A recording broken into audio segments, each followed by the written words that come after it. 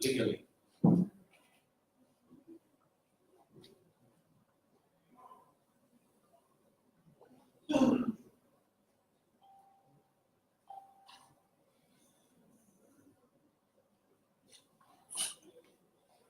Welcome बेटे, भी शुरू करते हैं थोड़ा। जहाँ देख लिया आप कंफर्टेबल है।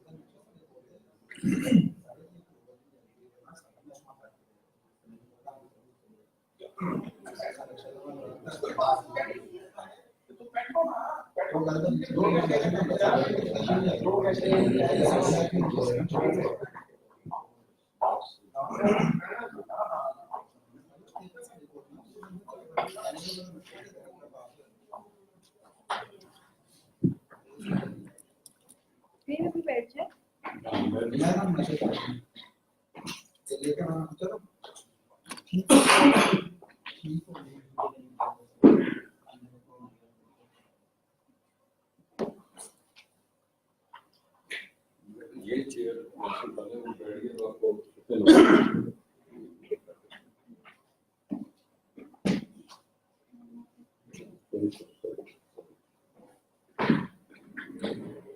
अन्ना किधर है? वो उधर लंच कर रही है।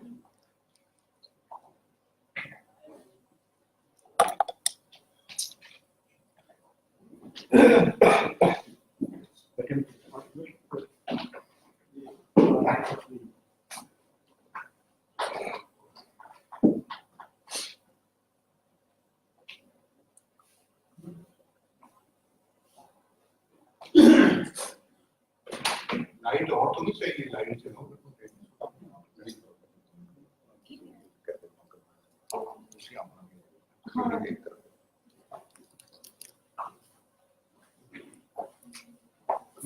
आगे आए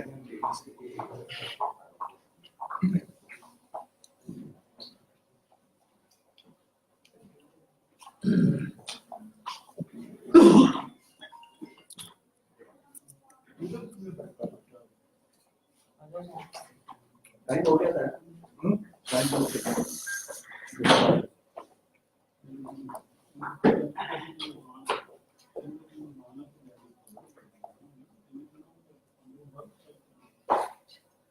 क्यों?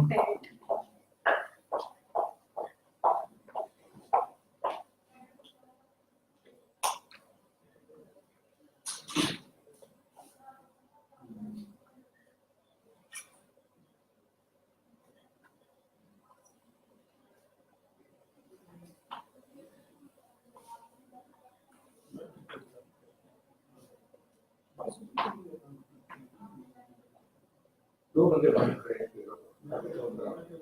ये भी खड़े हैं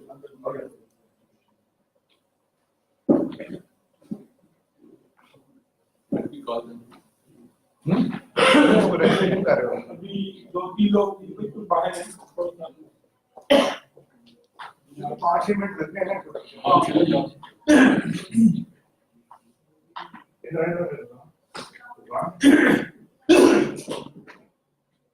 लाइक ये शेड कर दिया आपने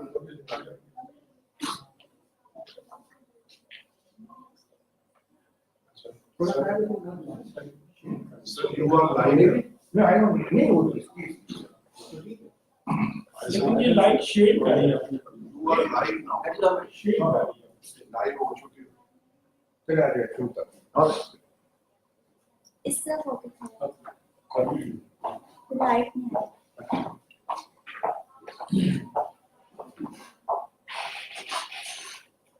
Bismillahirrahmanirrahim. My name is Tahan Sultan. I am the Chief Executive of Pakistan Society of Civil Engineers. Very warm welcome to all of you. And I also thank you that you have joined us this afternoon. And I'm very pleased to welcome this time our audience on the Facebook. As I understand, we have audience from North America, UK, and Middle East. So wherever you are, Assalamu alaikum, good morning, good afternoon, and good evening. Before I start with the proceedings of this afternoon, I would like to recite a prayer from Holy Quran, as it is customary in Muslim countries.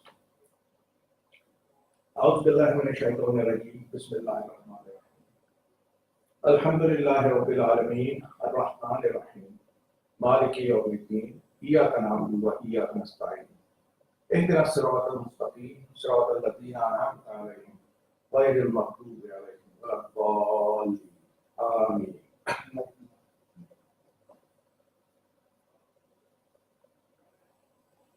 Now, before I introduce today's speaker to you, I would request all the engineers present here and on Facebook that you people please come forward and join PSCE. Pakistan Society of Civil Engineers needs our support, needs our cooperation, and needs our assistance. And we also need contribution and input from you for our publications. At the moment, we have a magazine and a newsletter. You can contribute there. Whatever you like. It could be a story, engineering story. It could be any engineering news. It could be an article. And as we have mentioned on our Facebook, we have plans to start a journal where you can, if anybody is interested, you can publish his papers there also. I would also like to inform everybody that we have now a Facebook page and a YouTube channel. Links to both these social media are given on our Facebook, on our website. So each one of you is requested to visit occasionally, regularly visit our website, and you can get all the updates there. Now, again, before I introduce the speaker to you, I would like to tell you that it is very easy to join PSCE. Either you can come to this office, fill the forms, or take the forms with you, fill it. We need 2 photographs, your Pakistan Engineering Council, copy of your Pakistan Engineering Council's certificate, in case you are joining as associate, and in case you are joining as student, then we need some sort of a proof that you are studying in a accredited university, engineering university.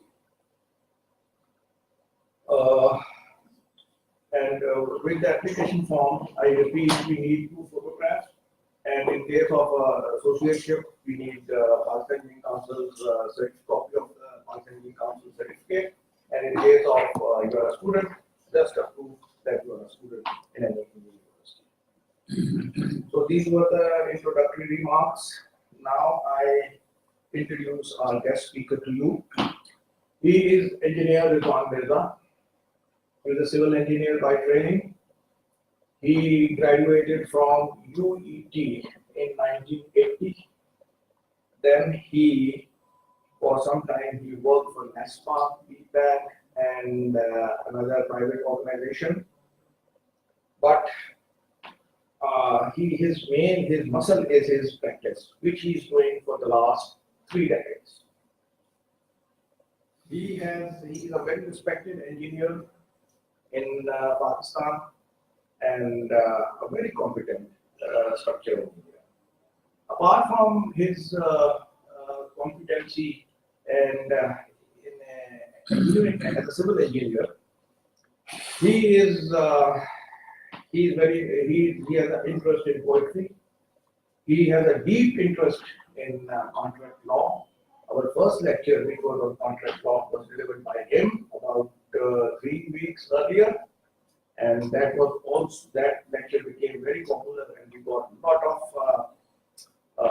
calls and emails that people asked for the copy of that lecture. Now we are arranging, and inshallah that will be on our website very soon.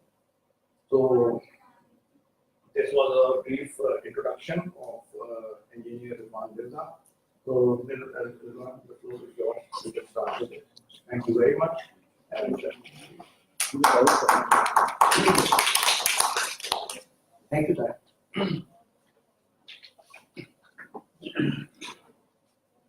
Okay, welcome. do you want us to close this door, or it's okay for you? As you want. No, there's something. Doesn't have to get disturbed. We can move, but It's all right.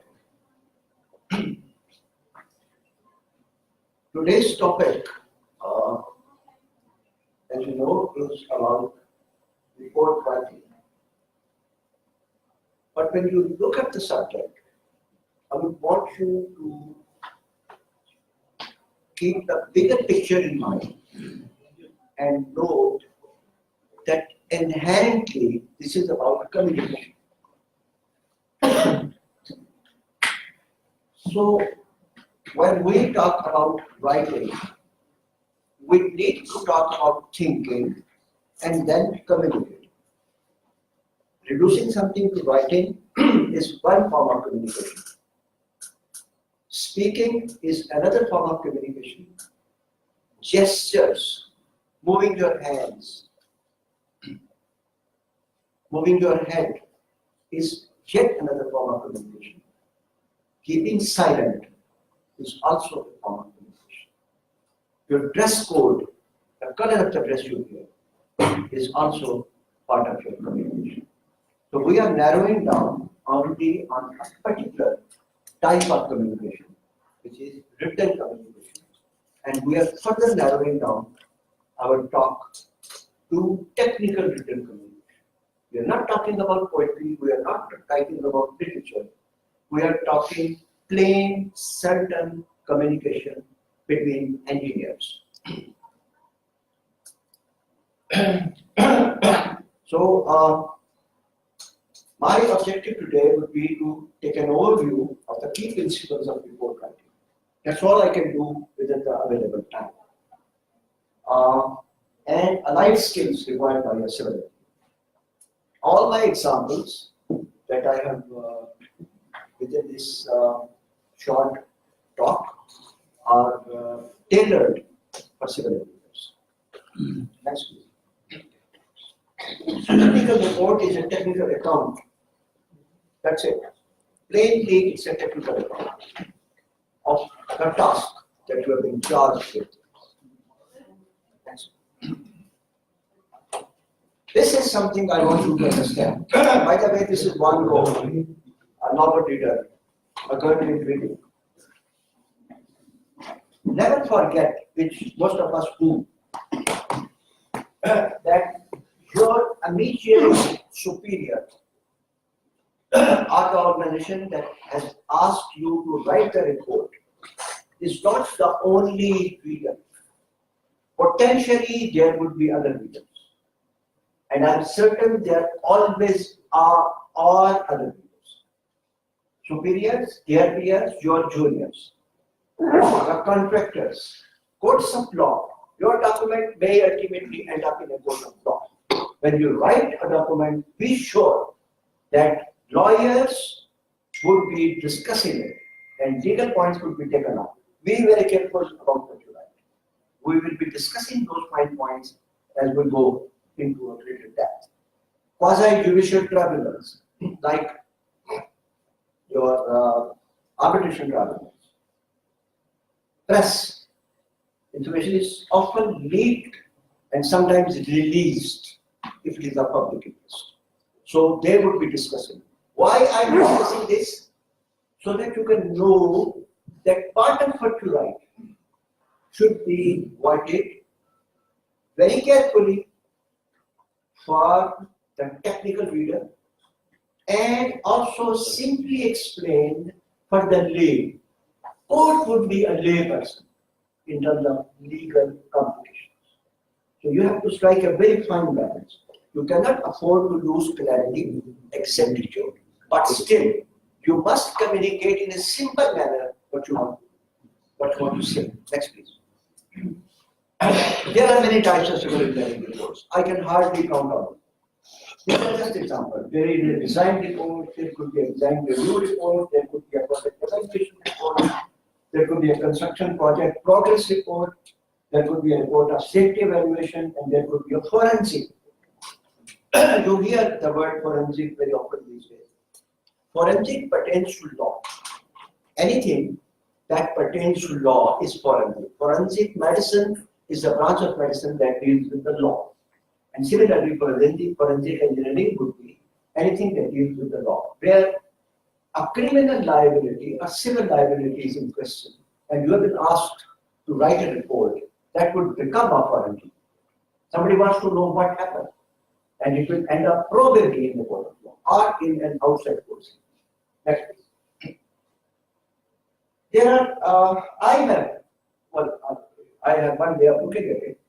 These are the 5 contents or divisions in which I am dividing my talk. This is not an exhaustive way of dividing it, or this is not the only way of dividing it. This is how I am dividing it.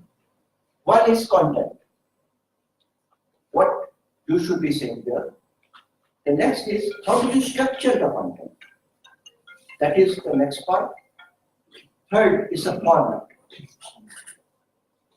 It's not, format is not only about what type of font we use or how much margin we use. It's about how to arrange. Structure is a more conceptual word here. What should come here and what should follow it, that is the structure. And format would be nuts and bolts level of how to do it. And then there is graphics. I've left a very few moments for the graphics because that is not your basic area. But I would tell you what not to do. Next. These are the resources that you will be needing. You should know the topic, the subject about which you are writing a report. You should have the required data, naturally. You should have broadly language skill. Language skill is one of the fundamental skills especially for the young people. They should know that this is the time to acquire language skill. Unless you are very good at communication, at writing, at speaking, you would not rise in your career because you don't communicate. You should give it time. It is not going to come very quickly. It's a slow process, bit by bit, it will take years. But you start today, and I'm certain that if you are correctly guided, you will acquire very good language skill. But language skill is a general word. You need report writing skill.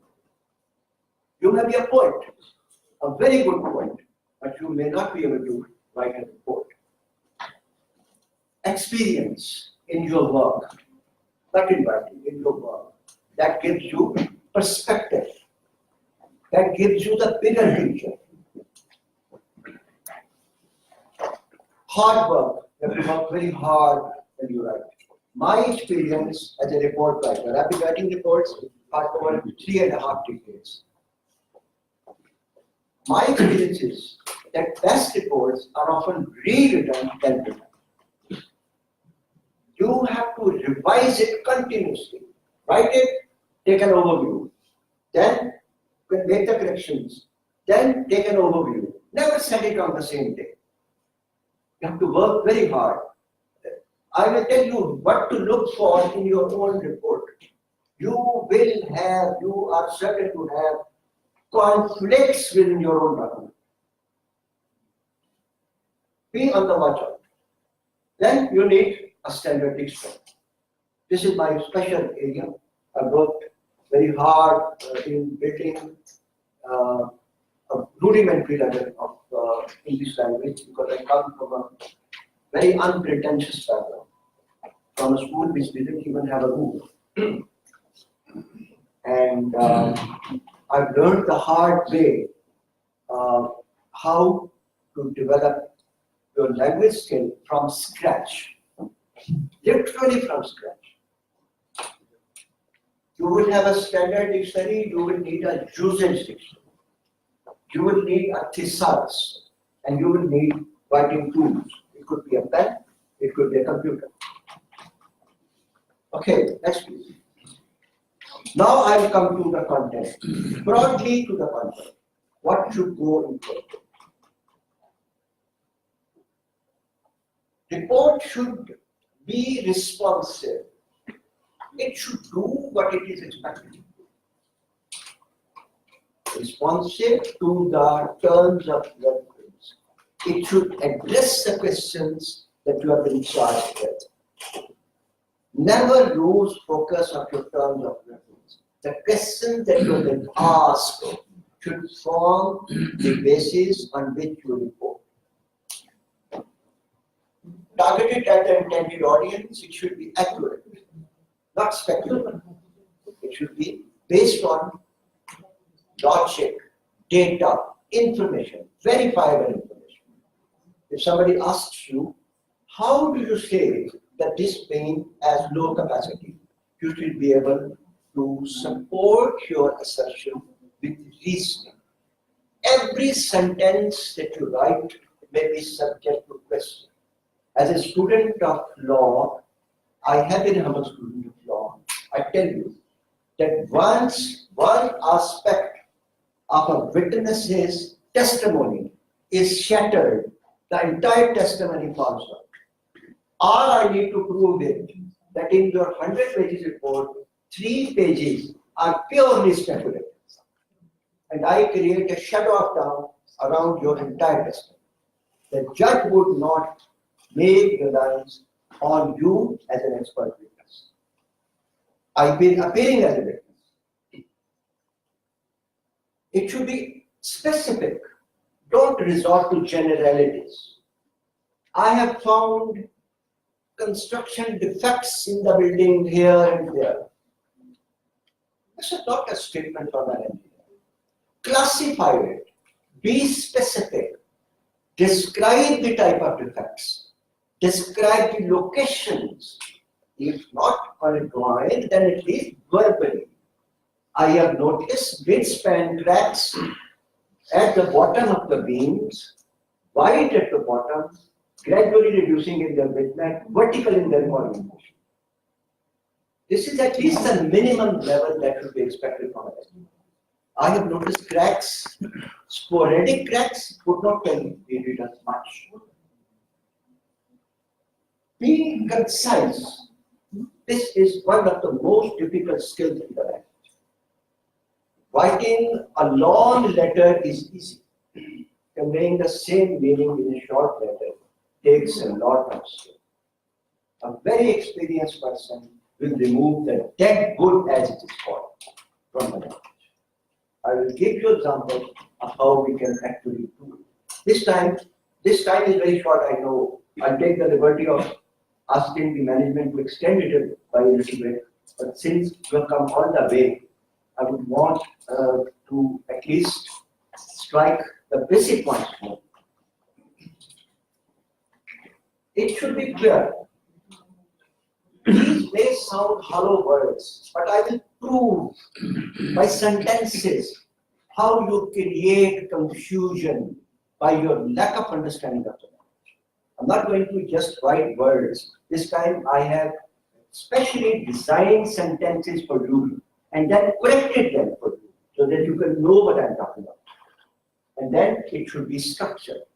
It should not be a clutter of information. It should flow logically as a tree does, from a trunk to branches and then to sub-branches and then to leaves.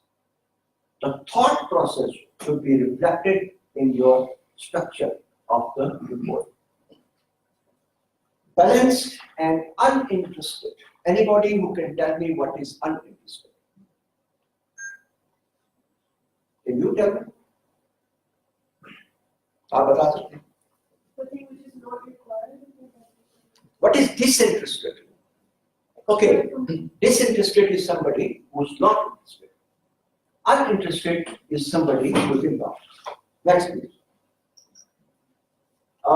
This is one form, confusing these words is one form of English error. This is called malapropism. We will come to that in detail. I'll show you the picture of Mrs. Malaprop, who used to confuse words. He's a character of a fiction, humorous fiction playwright. And she would confuse words who had similar sounds, homophones. Next, we have already talked about it. Limitations, please go back. This is an important, even if it's a one-liner, it should be there. If you have been given 2 days to report, please state that this is what you could do within 2 days. Let the reader be on notice that it has the limitation of there being no tests conducted, there being no intrusive investigation undertaken, there being no time to visit the entire facility. For example, there has been a disaster. You are the first engineer who has been asked a question. When you go to the site, you have to answer within 2 hours. Report that this is the limitation of my report.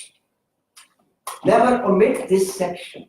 Next time, when you revise your report, you will have a solid ground for revision, because next time you will be fulfilling those needs which you require to fulfill on the first day, but you didn't have the resource or the time. So the limitations should always be there within your report. Next. So this limitation, where should it come in a report? Sorry, at the end. At the end. At the end. It should be just before acknowledgements, where you thank people who have helped you, and before the references. Or is it The better? last. Is it better that we place it right at the start of the No. so that These everybody are knows that- time-tested hierarchies. Don't try to break them. There have been years people have been following this method. Why even a lawyer would have his limitation at the end? This is my suggestion. Maybe you can differ. And with all your good suggestions, just a point to add to the limitation. Perhaps it may also include us show that the content has to be contents of this report are applicable for this condition and not applicable globally for all conditions. That's right. Especially when it has greater ramifications, he has correctly suggested that you should, in a technical way also, limit where your fundings apply. I had intended to cover that in the phraseology of how you say it. But he has specifically cautioned you that let it be clear that what you have concluded doesn't apply everywhere. Yeah, smart is better. So this is also additional information, but the important thing is that every reader should know that this report should not be read in an unqualified manner. Unqualified is unconditioned. जिसके साथ कोई condition attached हो. Sorry, I will disallow this people because we have thought about this. Sorry, everybody. General statements and specific statements. We have already talked about it. General statements are frowned at by courts of law, by lawyers, by educated people. You should be specific. I don't like you. What is it that you don't like me about? You should be very specific about what you say. In technical terms also, you should be very specific about what you say. Again, next. Well, being concise is being large enough, as large as the report should be, but not too large, and not short enough, as short as it should be, but not too short to hide the meanings or to lose the meanings or to miscommunicate. Just the right size. A bigger report is not always better. A voluminous report is not always better. Just the right size is better. As a rough rule, I tell you, which I have developed over the years, is the